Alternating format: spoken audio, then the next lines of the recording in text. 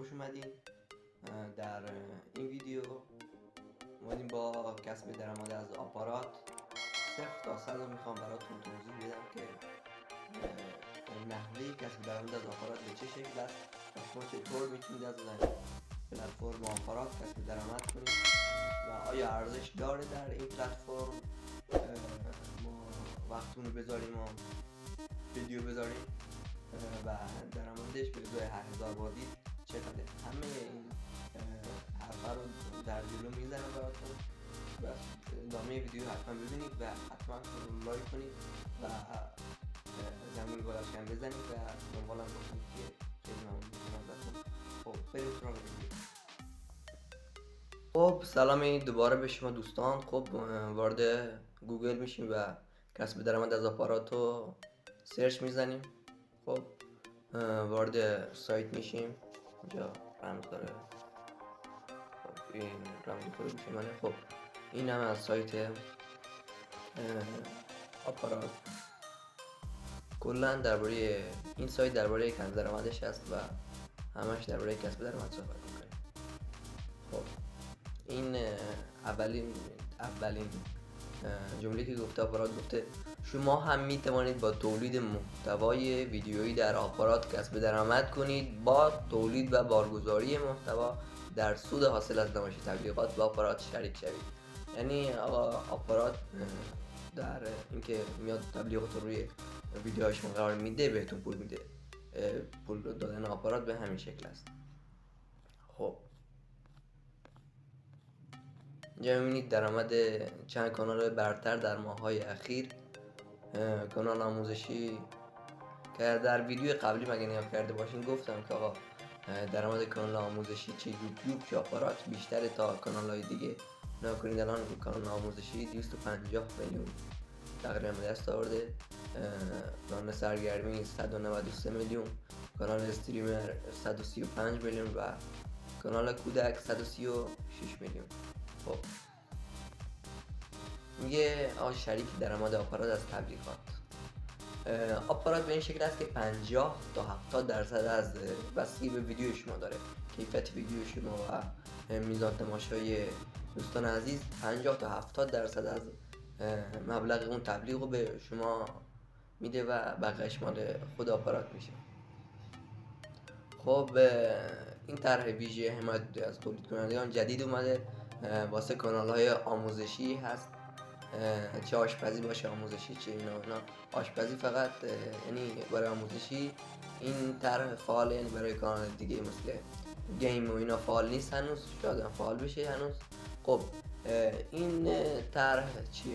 این طرح اینه که آقا یه درآمد اضافی آپارات به شما میده، نه به حساب تبلیغات، نه، یه درآمد اضافی خودش به شما میده، ولی اونقدر زیاد نیست که مثلا بگیم چقدر. خب آپارات قبلا اینجور نبود که شما بتونید درآمدتون هر وقت دلتون خواست دریافت کنید، ولی الان این قابلیت اومده که شما هر وقت دلتون خواست میتونید درآمدتون رو بزنید درخواست درآمد و درآمدتون تا 7 روز کاری، یعنی شنبه، یک شنبه، دو شنبه، سه شنبه، چهار شنبه، پنج شنبه، جمعه حساب نیست تا 2 روز بعدش، یعنی شنبه و یک شنبه 7 روز کاری. خب شرایط ورود به کسب درآمد آپارات آقا اینه: شما باید 200 دنبال کننده رو حتما داشته باشید. برای اینکه اگه شما نمیدونید چطوری 200 دنبال کننده رو داشته باشید، که من یه ویدیوی بعدی براتون میذارم، یه ترفند بسیار خوبی هست. یعنی من تو یه روز 200 دنبال کننده به دست آوردم. دوستان باور کنید واسه یوتیوب نمیشه ولی واسه آپارات 100% میشه. اگه نمیدونید دنبال کننده رو چجوری دست دارید حتما کامنت کنید تا اون ویدیو رو براتون بذارم. ولی 1000 ساعت واچ تایم باید خودتون به دست بیارید، اونو دیگه ترفندی نداره. اونو باید ویدیوهای مثلا 10 دقیقه و بالا، هرچی بالاتر بهتر. مثلا آقا یه ویدیو 1 ساعتی 4000 نفر نگاش کنن، 3000 نفر نگاش کنن، 3000 ساعت واچ تایم یعنی نمایش کنن ویدیو شما. همه ویدیوهای شما نمایششون حساب میشه و 3000 ساعت در 3 ماه اخیر. اگر هر دو تا اینا رو دارید، هم 200 دنبال کننده دارید هم 3000 ساعت نمایش دارین، میتونید درخواست عضویت بدین. بعد شما اطلاعات رو تکمیل کنید، شماره شباتون، کارت ملی تو، عکس کارت ملی یا شناسنامه‌تون و اینا. اگه هم سنتون پایین‌تر از 18 سال که کارت ملی ندارین میتونید عکس شناسنامه‌تون بدن راحت. خب بریم پایین‌تر. میگه تولید کننده محتوا، ویدیویی از نظر آپارات کیست و اینا، تولید کننده محتوا. بعد این نکته که بعضیا بهش خیلی توجه نمیکنن، آقا در آپارات شما باید چه در آپارات چه در یوتیوب شما باید حتما تولید کننده محتوا باشید. آقا نه زیرنویس، نه دوبله، نمیدونم ویراژ تدوین، اینا محتوای تولید شده توسط خودتون نمیشه. آقا مثلا یه ویدیو از کانال شما بردارم و خودم تدوین کنم و ویراژش کنم، دوبلش کنم و بذارم، این مال من نمیشه، چون آقا اون ویدیو رو شما گرفتین قبلا و من فقط یه تدوین و ویراژ دوبلش کردم، پس حساب نمیشه. خب قبل از اینکه اگه الان هنوز از آپارات کسب درآمد نکردین یا الان هستین میخواین کلی از آپارات بدونین، این مطالعه قوانین آپارات رو حتما بخونید. قوانین آپارات رو اگه نخونید ممکنه کانالتون بسته بشه و اینا. قوانین بدونید که چی کاری باید بکنید، چی کاری باید نکنید.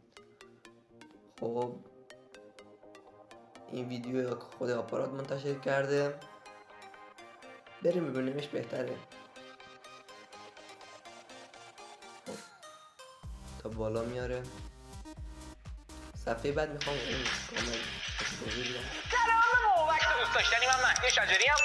خیلی خوش اومدید به ویدیویی این کانال رو ببینید کسب درآمد کرد. کاملا.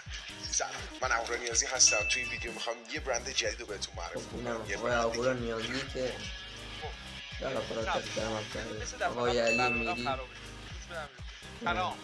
آقای عادل امین. معرفی بکنم.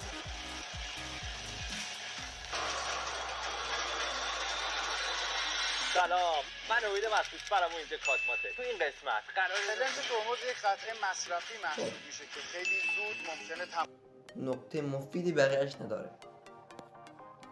نگاه کنید داشبورد کسب درآمد آپارات به اینجوری هست. یعنی شما چجوری داشبوردتون رو می‌بینید. اگه شما لپتاپ یا کامپیوتر دارید به این شکل می‌بینید. اگه هم از گوشی تلفن همراه در آپارات ویدیو به اشتراک می‌ذارید که عمودی هست، یعنی الان افقی هست، بالای شما که گوشی هست عمودی هست داشبورد کسب درآمدتون و می‌ذارید درآمد کل، درآمد ماه اخیر، تخمین درآمد ماه جاری و درآمد امروزتون می‌ذارید. منم اینو داشتم، حالا من عمودی بود. خب الان ندارم. اگه حمایت کنید دوستان دوباره میتونم کانال آپاراتم به درآمد برسونم.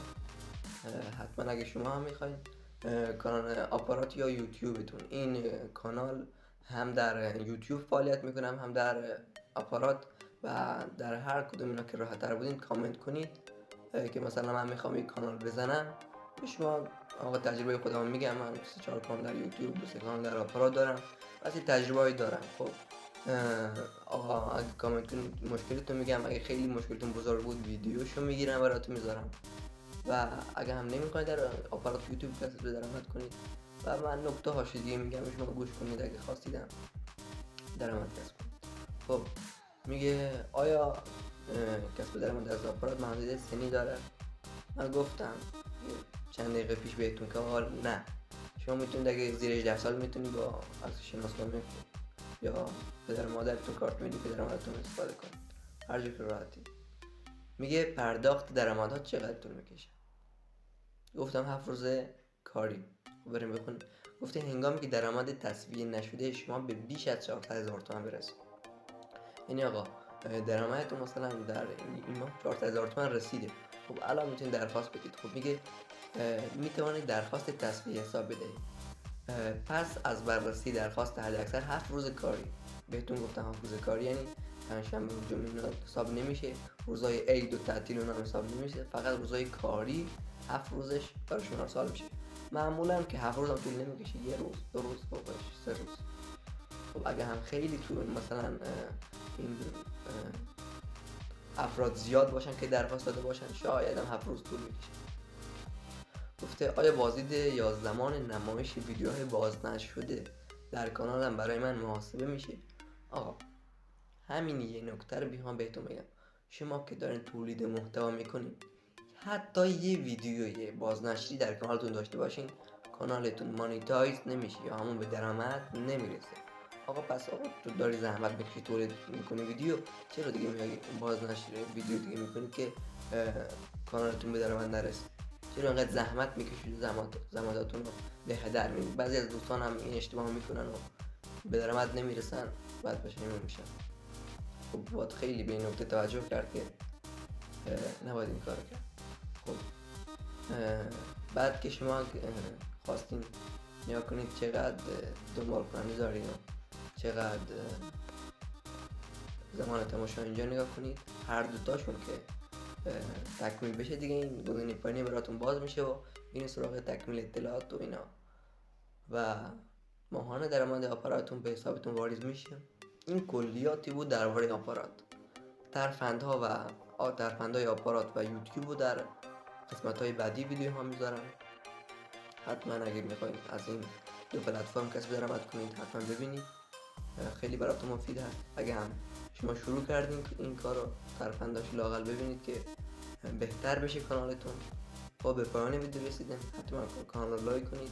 اگه هم دوست داشتین حتما کامنت و کانال ما رو دنبال کنید و شما رو به خدای بزرگ میسپارم. خدا نگهدار.